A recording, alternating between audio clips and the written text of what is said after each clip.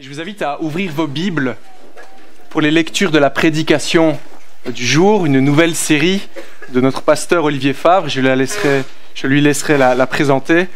Nous allons dans Deutéronome chapitre 7. Deutéronome chapitre 7 au verset 6.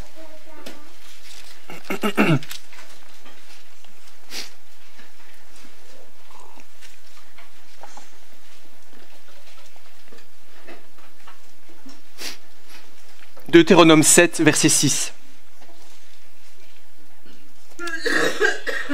Tu es un peuple saint pour l'Éternel ton Dieu. L'Éternel ton Dieu t'a choisi pour que tu sois un peuple qui lui appartienne parmi tous les peuples qui sont à la surface de la terre. Ce n'est pas parce que vous dépassez tous les peuples en nombre que l'Éternel s'est attaché à vous et vous a choisi. En effet, vous êtes le plus petit de tous les peuples. Mais c'est parce que l'Éternel vous aime, parce qu'il a voulu tenir le serment qu'il avait fait à vos ancêtres, qu'il vous a fait sortir par sa main puissante et vous a délivré de la maison d'esclavage, de la main du Pharaon, roi d'Égypte.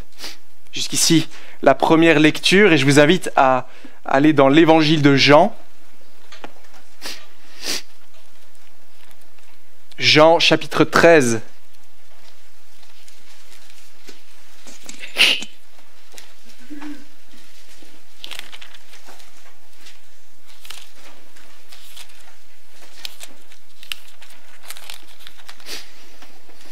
Jean chapitre 13, verset 34.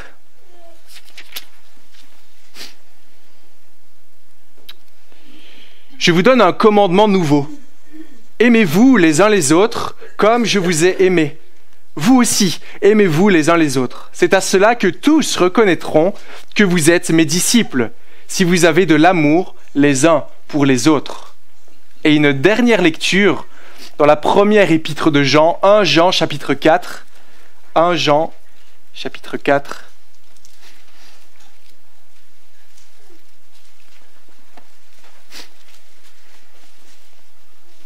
« 1 Jean, chapitre 4, au verset 7. « Bien-aimés, aimons-nous les uns les autres, car l'amour vient de Dieu.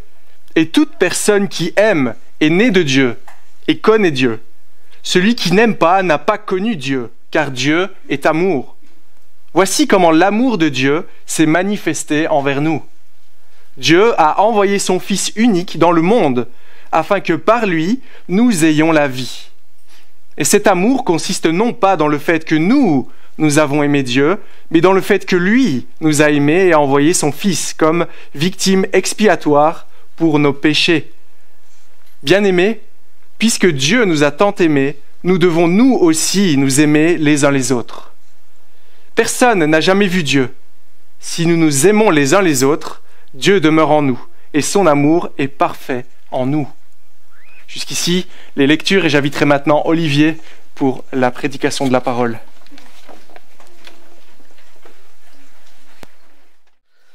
Pour commencer ce matin, j'aimerais savoir si vous avez déjà été déçu par un chrétien ou par une église. Est-ce que ceux qui n'ont jamais été déçus par un chrétien ou une église peuvent lever la main? Jerry, c'est formidable. C'est triste, n'est-ce pas, qu'il n'y ait pas de main levée, mais en même temps, ça me rassure. Parce que si vous aviez levé votre main, je vous aurais dit que c'est tout simplement parce que vous n'avez pas encore fréquenté des chrétiens depuis assez longtemps, ou parce que vous ne me connaissez pas assez bien. Parce que si vous me connaissiez assez bien, vous auriez déjà eu bien des occasions d'être un peu déçus. Parce que si vous connaissez l'histoire de l'Église, vous savez en fait que l'histoire de l'Église est une histoire de bénédiction extraordinaire de la part de Dieu. Et aussi pourrait dire malheureusement, de conflits, de disputes, d'incompréhension et de division.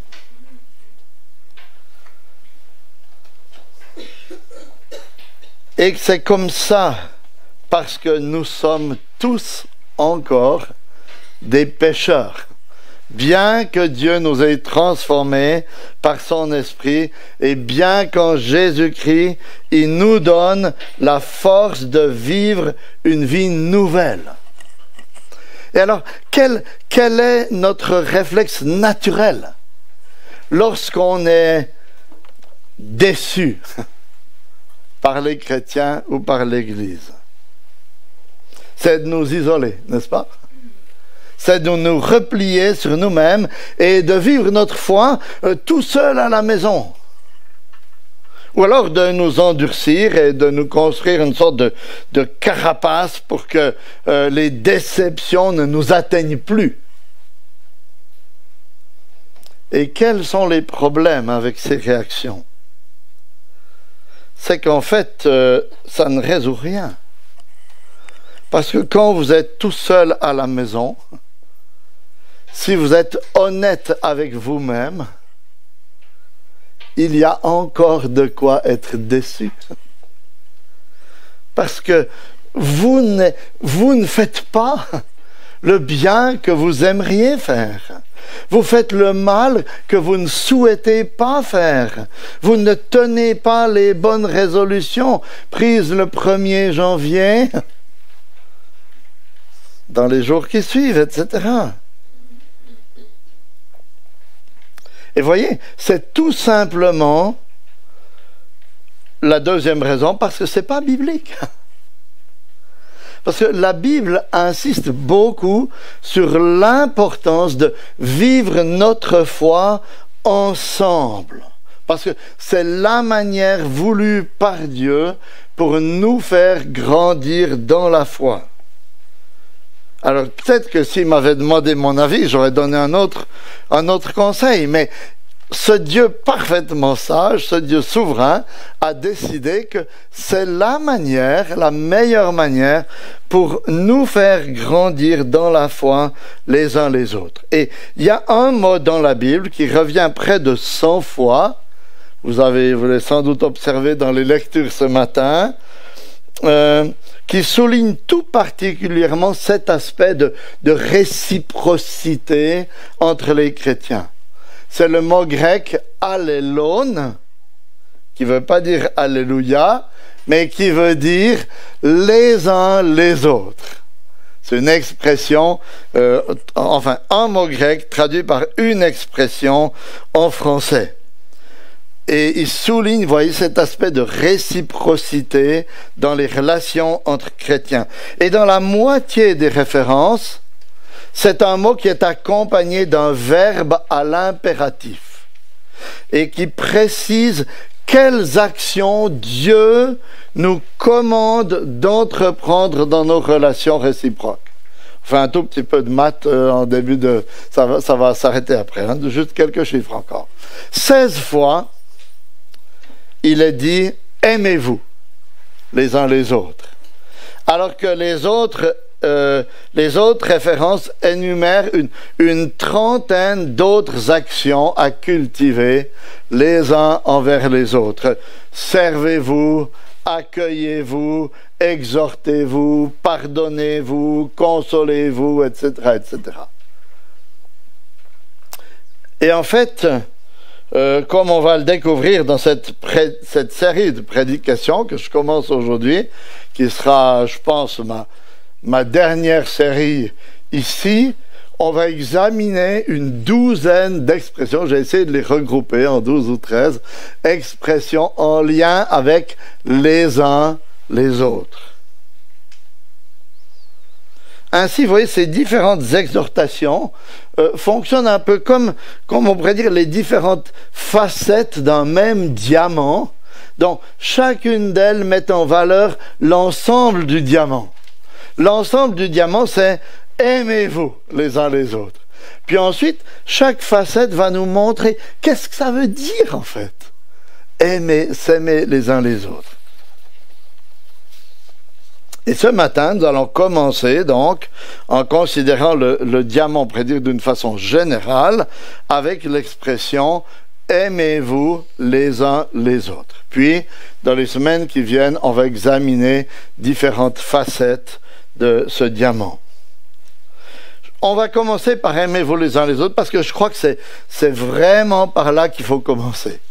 Si on veut mettre les bonnes bases pour répondre ensuite à ces impératifs de la bonne manière, avec la bonne attitude, en comprenant vraiment ce que ça veut dire et où se trouve la force pour répondre à ces impératifs.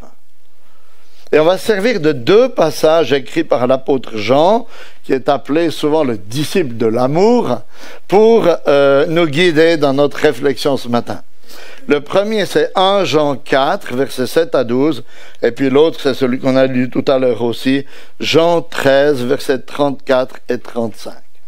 Donc, 1 Jean 4, versets 7 à 12, et on va commencer par examiner la source de l'amour. Aujourd'hui, ce mot « amour » est tellement galvaudé qu'on pourrait passer cette prédication et d'autres à essayer de le définir. Mais il me semble préférable de prendre les choses par un autre bout. C'est-à-dire en commençant par réfléchir à la source de l'amour. Et si on réfléchit à la source de l'amour, ensuite ça va nous aider à définir ce qu'est vraiment l'amour tel que la Bible l'enseigne. Et que nous apprend l'apôtre Jean dans ce passage de 1 Jean 4 sur la source de l'amour? Il nous apprend tout d'abord au verset 8 que Dieu est amour. C'est-à-dire que l'amour est un trait caractéristique, ce qu'on appelle un attribut de l'être même, de la personne de Dieu. Et que cet attribut, tout comme les autres d'ailleurs, caractérise Dieu depuis toujours et pour toujours. Et l'amour, pour qu'il puisse s'exprimer et exister, a besoin de quoi? Il a besoin d'une relation.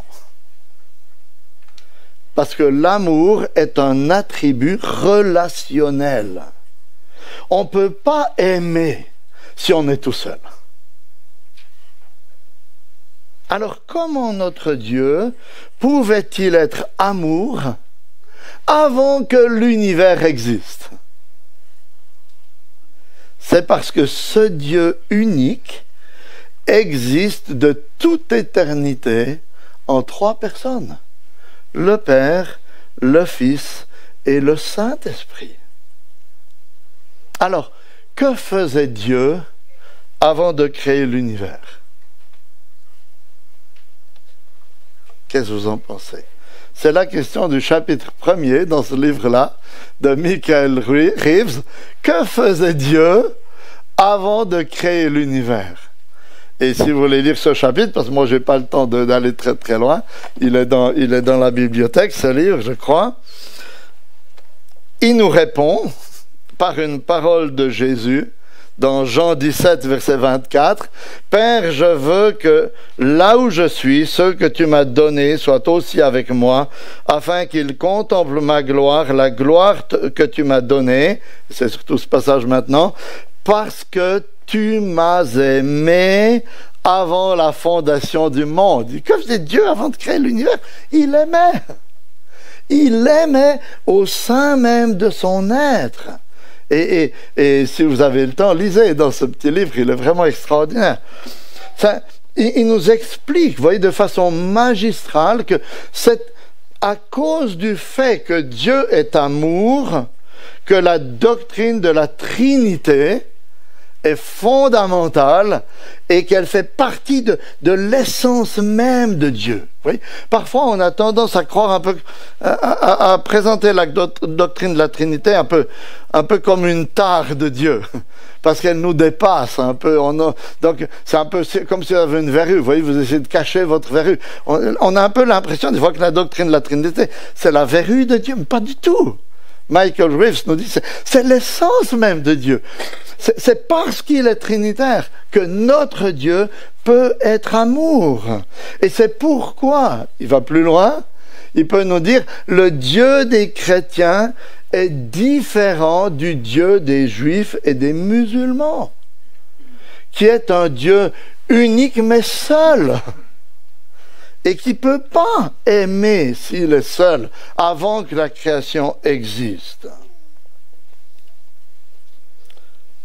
Donc si nous voulons comprendre ce qu'est l'amour vrai, c'est vers Dieu, le Dieu de la Bible, qu'il nous faut tourner nos regards.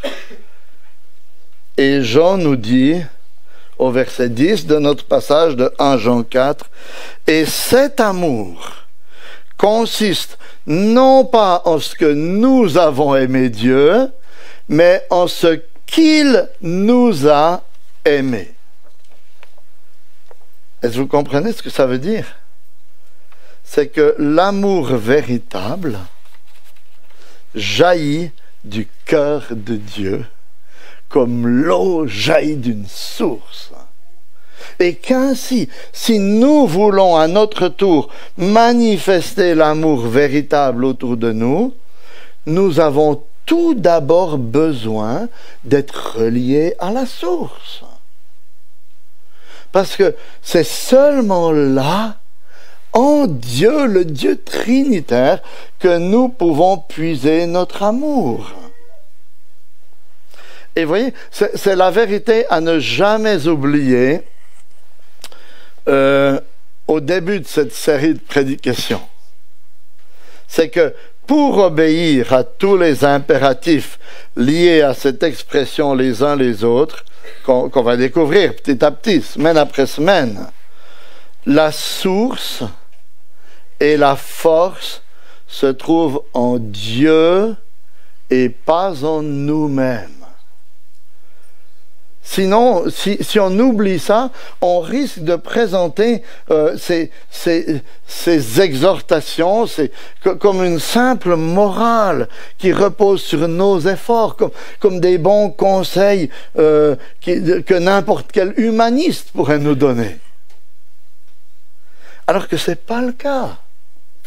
Si nous devons nous aimer les uns les autres, c'est parce que Dieu est amour. C'est parce que l'amour de Dieu, plutôt parce que Dieu a fait naître son amour en nous. Il nous a donné une vie nouvelle. Et en nous donnant cette vie nouvelle, il nous donne la mission et la capacité de nous aimer les uns les autres.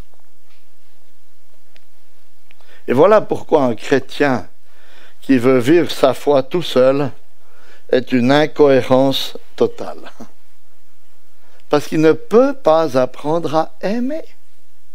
Ok, on a tous été déçus par des chrétiens, on a peut-être tous eu ce réflexe à un moment ou à un autre, de se dire j'en ai assez de l'Église et des chrétiens, c'est tous des hypocrites, je veux vivre ma foi, et pour la vivre, je vais la vivre tout seul. Qu'est-ce qui va se passer si vous faites ça? C'est que vous vous exposez à un grand danger. Puisque vous serez tout seul, vous allez aimer qui? Vous allez aimer vous-même. Et comment est-ce que la Bible appelle ça? L'égoïsme et l'orgueil. Voilà pour la source de l'amour. Dieu est amour. Maintenant, deuxième point dans cette prédication, il y en aura 4. Deuxième point, l'expression ultime de l'amour. Comment l'amour de Dieu s'exprime-t-il dans ce monde? S'exprime de nombreuses manières. D'abord, envers tous les hommes. Il s'exprime par la beauté de la création. Il s'exprime par les soins qu'il prodigue à tous les hommes au moyen de ce qu'on appelle sa grâce générale. Il s'exprime par sa patience. Même envers ceux qui l'ont rejeté, même envers ceux qui sont incroyants et qui ne veulent rien entendre de lui. Mais il y a un amour de Dieu plus profond, plus intense. Et jusqu'ici, j'ai délibérément omis 2 versets au milieu de notre passage, les versets 9 et 10, parce que ces versets 9 et 10 dans Jean 4 nous montrent justement quel est l'amour particulier de Dieu. Alors, sur quoi, ou plutôt sur qui attire-t-il notre attention, ces 2 versets ? Sur la manifestation suprême, la manifestation ultime de l'amour de Dieu envers le monde. Verset 9. Voici comment l'amour de Dieu a été manifesté envers nous. Comment ? Dieu a envoyé son Fils unique dans le monde afin que nous vivions par lui. Verset 10. Et cet amour consiste non pas en ce que nous avons aimé Dieu, mais en ce qu'il nous a aimés et qu'il a envoyé son Fils comme victime expiatoire pour nos péchés. Ainsi, vous voyez, Dieu a manifesté son amour envers les hommes de façon visible, de façon tangible, de façon concrète, par l'envoi de son Fils, Jésus-Christ, dans notre monde. Et c'est ce que Jésus affirme. Quand dans Jean 3,16, il dit « Car Dieu a tant aimé le monde qu'il a donné son Fils unique. » C'est ce que Paul souligne aussi, quand il dit « En ceci, Dieu prouve son amour envers nous. Lorsque nous étions encore pécheurs, Christ est mort pour nous. » C'est ce que Jean souligne aussi dans la première épître, au chapitre 1er, verset 1er, quand il dit « Ce qui était dès le commencement », il fait allusion au Fils de Dieu, « ce que nous avons entendu, ce que nous avons vu de nos yeux, ce que nous avons contemplé et touché de nos mains concernant la parole de vie. » Il est en train de dire, vous voyez, ce Dieu-là, qui existe depuis le commencement, il est venu dans notre monde. On l'a vu, on l'a senti, on l'a touché. On a touché l'amour de Dieu dans la personne de Jésus-Christ. Et comment cet amour est-il démontré par l'envoi de son Fils ? C'est parce que dans tout ce qu'il a pensé, dans tout ce qu'il a été, dans tout ce qu'il a fait, il a démontré l'amour parfait de Dieu en action. Il n'y a jamais eu une lacune dans l'amour de Dieu manifesté en Christ. Ainsi, on peut dire, voyez, que Jésus est l'amour de Dieu incarné, ou on pourrait dire l'amour de Dieu fait chair dans un corps humain, si bien que quand vous lisez par exemple le grand chapitre sur l'amour dans 1 Corinthiens 13, versets 4 à 7, on peut presque dire que c'est une sorte de biographie de Jésus-Christ qui vous est faite dans ces versets. Vous voyez, l'amour est patient, on pourrait ajouter comme Christ est patient. L'amour est serviable, comme Christ est serviable. Il n'est pas envieux, comme Christ n'est pas envieux.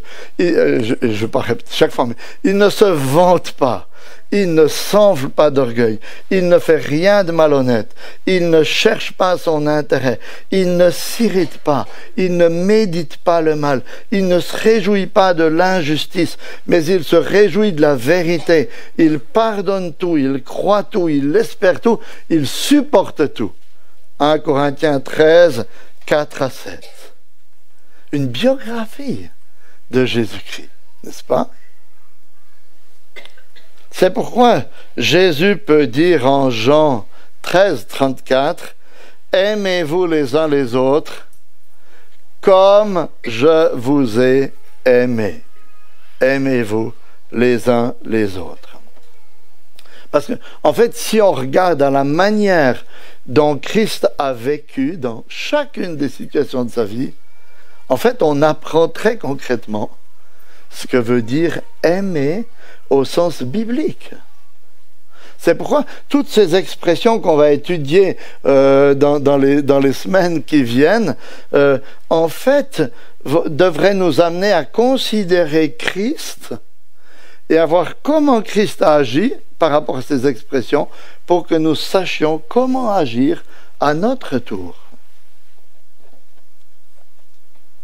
Parce qu'il est notre modèle. Il est l'expression suprême de l'amour. Mais si nous limitons Jésus à un modèle, qu'est-ce qui va se passer? Je ne sais pas s'il y en a parmi nous qui avaient avant eux des frères particulièrement brillants dans les études ou comme ça. Qu'est-ce qui se passait pour vous? C'était décourageant, non? Parce que eux, on a l'impression qu'ils faisaient rien, et puis ils réussissaient tout, puis les autres derrière, ils trimaient, ils travaillaient, puis ils n'y arrivaient jamais. On a un fils qui nous disait ça. Il disait, vous ne vous rendez pas compte de ce que c'est d'être après tel et tel. Je ne vais pas vous dire les noms. Mais vous savez que ce n'était pas le premier, en tout cas. Ok. Hein? Mais voyez, dans le sens que si on a un modèle parfait, alors nos fils n'étaient pas parfaits, rassurez-vous, hein, mais si on a un modèle parfait, et que Jésus est seulement notre modèle parfait, ça devient extrêmement décourageant. Parce qu'on essaye, on n'y arrive pas. On peut pas. Enfin, on peut pas. On a la force en Christ, mais on tombe tellement souvent.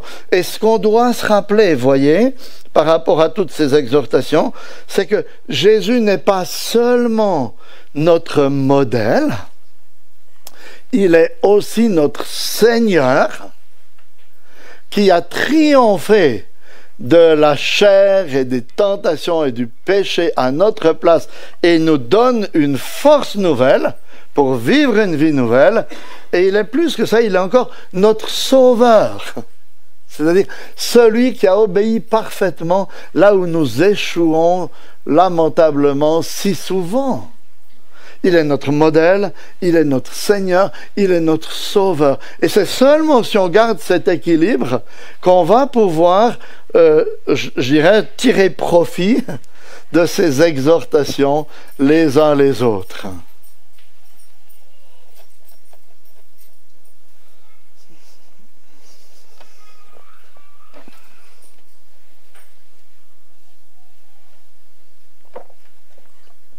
Voyez, parce que cette vérité ne doit pas nous pousser à la nonchalance, mais elle doit nous pousser à trouver notre repos dans le Seigneur et notre motivation à aller de l'avant en comptant sur sa force et sur son pardon. Donc on a vu la source de l'amour, on a vu l'expression ultime de l'amour, Jésus-Christ venu en chair. Maintenant, le cadre pour l'expression de l'amour. Et pour définir plus précisément ce cadre, on va venir à Jean 13, versets 35, 34 et 35, pour les deux derniers points de cette prédication.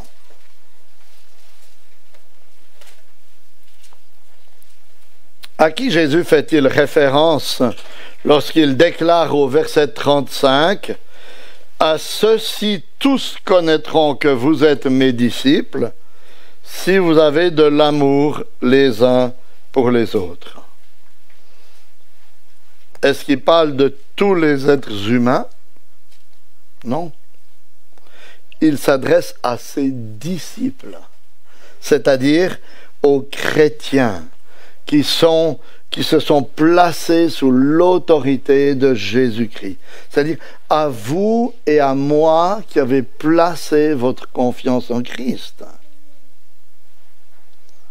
Ainsi, bien qu'à plusieurs reprises dans la parole de Dieu, le Seigneur nous exhorte à aimer tous les hommes, y compris nos ennemis, cette expression réciproque, les uns les autres, n'est pas dans ce contexte-là, mais dans le contexte de nos rapports entre chrétiens, et en particulier de nos rapports dans l'Église, ce qu'on appelle parfois nos relations fraternelles.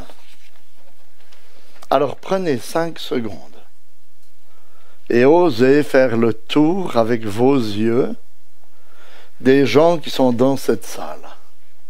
5 secondes. Regardez, ceux qui sont devant, vous avez le droit de tourner la tête, si vous voulez. Parce que ça a du monde derrière vous. Regardez ces gens. Parce que c'est dans ces relations-là que Jésus vous demande d'abord de manifester son amour. Parfois, c'est assez facile d'aimer notre prochain qui est au Tchad ou au Vietnam parce qu'on ne le voit pas. Et puis, il nous trouble pas beaucoup. Mais aimer notre prochain là, c'est ces gens-là que Dieu a placés à côté de nous pour que nous aimions les uns les autres, que nous entrions dans une relation réciproque qui se développe et qui soit forte. Vous voyez, il nous a placés les uns à côté des autres dans un but particulier, celui de nous façonner à sa ressemblance. C'est pourquoi c'est prioritairement dans l'église locale, avec les gens qui sont là aujourd'hui et dans les autres dimanches, il en manque quelques-uns aujourd'hui, mais que doit s'exprimer l'amour, que doit être vécue la vie chrétienne. Et cela présuppose des relations fréquentes, des relations constantes, des relations réelles, des relations concrètes et qui vont dans les deux sens. Vous voyez, l'Église n'est pas un restaurant dans lequel vous avez des cuisiniers et des serveurs d'un côté et des consommateurs de l'autre qui mettent des étoiles pour le guide Michelin ou des critiques sur Google parce qu'ils ne sont pas contents. Non, c'est pas comme ça. L'Église, c'est plutôt, on pourrait dire, un atelier culinaire dans lequel tout le monde est autour de la table et on partage nos expériences. Moi, j'aime pas trop la cannelle, moi, j'aime mais un petit peu de ci, un petit peu de ça. C'est ça, l'Église. Et qu'est-ce que vous allez découvrir en vous risquant à développer de telles relations? Que dans un premier temps, en tout cas, plus vous êtes proche, et plus ça devient difficile. Plus ça devient douloureux. Pourquoi? Mais parce que vous vous dévoilez les uns aux autres. Vous apprenez à vous connaître. Et plus vous vous connaissez, et plus vous découvrez les faiblesses des autres. Plus vous découvrez leurs faiblesses, et plus vous découvrez leurs péchés. Et plus vous découvrez leurs péchés, et plus vous avez besoin de les aimer comme Christ vous a aimé. C'est-à-dire d'un amour sans condition. Et ça, c'est difficile. Et je ne suis pas en train de vous passer la leçon. Je m'inclus, donc je vous regardez tous, mais je m'inclus tout à fait dans la lutte et dans l'exhortation qui est là. Voilà. Alors, il est possible que vous ne ressentiez pas grand-chose et que vous pensiez que l'amour à l'égard des autres et que vous pensez que l'amour est un sentiment, en fait, qui vous tombe dessus, puis non, je les aime pas, donc je peux pas faire grand-chose. Mais non, c'est assez frappant, vous voyez, de voir que dans ces exhortations et dans la parole de Dieu, l'amour n'est pas seulement un sentiment, mais c'est aussi un commandement. Verset 34 qui dit « Je vous donne un commandement nouveau. Aimez-vous. » Mais je ne le ressens pas. Il ne dit pas « Vous le ressentez. » C'est un commandement qui vous est donné, qui nous est donné. Et lorsque la parole de Dieu nous donne un commandement, avec le commandement, elle nous donne aussi la force d'y obéir par l'Esprit de Dieu. Parce que cet amour, au niveau horizontal, les uns à l'égard des autres, trouve sa source dans l'amour vertical, comme on l'a vu tout à l'heure, en Dieu qui a placé son esprit en nous. Alors pourquoi l'amour les uns les autres est-il si important? Et on termine par là avec ce 4e point. On a vu d'abord la source de l'amour, l'expression ultime de l'amour, le cadre dans lequel l'amour se manifeste et pour terminer, le résultat de l'expression de l'amour. Quel est ce résultat? Verset 35 de Jean 13 donc.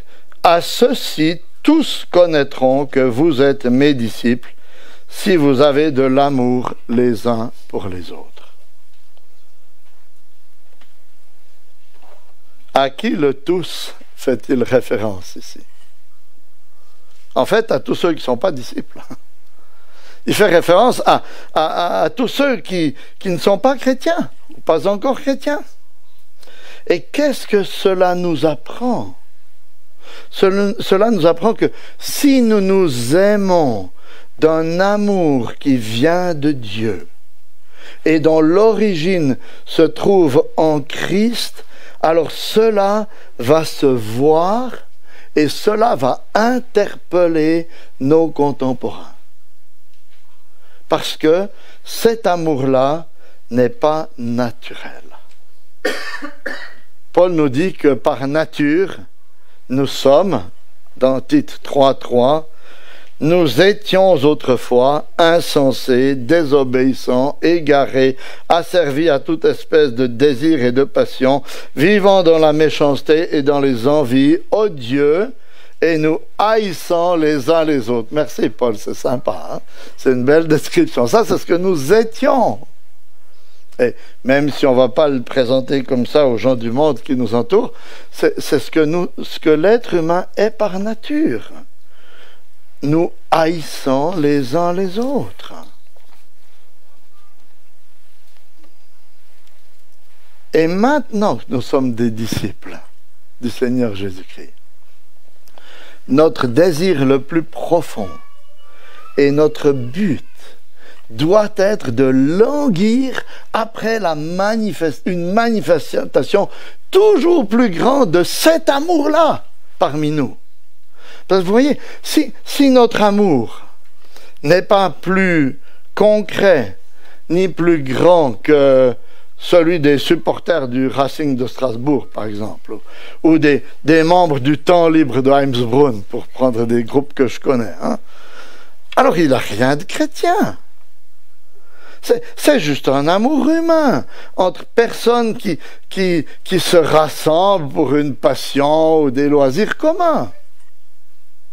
Mais l'Évangile doit faire beaucoup plus que cela, en nous transformant les uns les autres en profondeur, afin que quand des non-chrétiens entrent dans ce lieu et qu'ils nous voient dans nos relations fraternelles, ils soient saisis et convaincus qu'il y a un truc bizarre, enfin un truc qui dépasse tout ce qu'ils ont connu de normal dans les relations et dans les groupements dans ce monde. Et qui se disent, il y a quelque chose. Les gens entrent en relation, les gens ont des relations entre eux que j'ai jamais connues.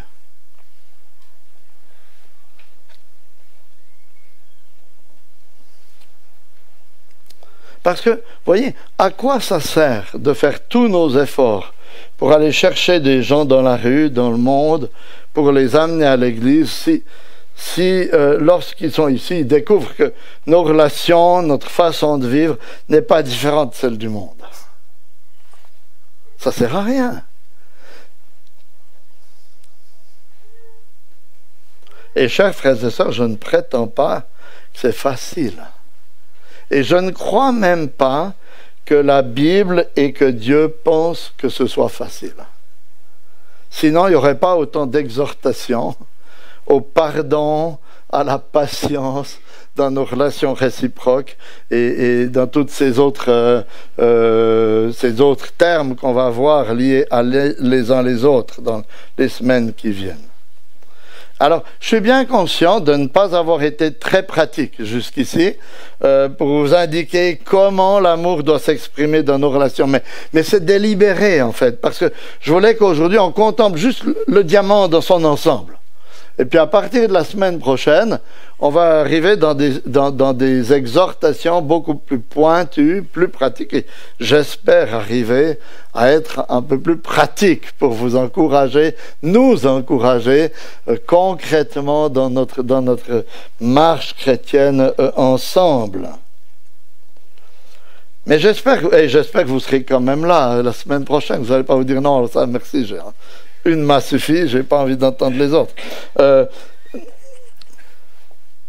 Comme le dit Ed Welch dans un petit livre intitulé « Prendre soin les uns des autres », et je le cite, « Il semble que Dieu prenne plaisir à se servir de gens ordinaires qui, au moyen de gestes d'amour ordinaires, deviennent des acteurs dans la croissance en maturité de son peuple. Si un chrétien met sa confiance en Jésus et non en lui-même, s'il se sent faible et incompétent, c'est alors qu'il est qualifié pour cette œuvre. Voyez, si Dieu avait voulu manifester un amour parfait au monde, il aurait envoyé des anges. Il ne nous aurait pas sauvés nous. Mais il a décidé de sauver des pécheurs, d'en faire des chrétiens ordinaires qui petit à petit apprennent à vivre ensemble un amour extraordinaire et à manifester dans leur vie ordinaire cet amour extraordinaire.